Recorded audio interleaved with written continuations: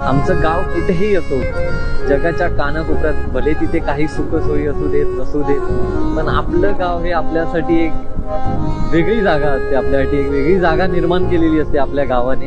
आणि आपल्या गावाशी प्रत्येकाची एक नाळ जुडलेली असते, एक वेगळं नातं असतं. त्यामुळे प्रत्येकाला आपलं गाव हे सगळ्यात जास्त आवडीचं असतं. जर मला कोणी विचारलं, भावा तुझी सगळ्यात आवडतं ठिकाण कोणतं, फिरायला जाण्यासारखं कोणती आवडती जागा आहे तुझी अशी आवडती, तर माझ्यासाठी कायम कायम मी भले कितीही जग फिरलो असेल, इकडचे तिकडे लडाख वगैरे भले कितीही काही फिरलो असेल, पण माझ्यासाठी माझं गाव हे लिस्टमध्ये पहिल्या नंबरवरती असणार आवडत्या जागेत.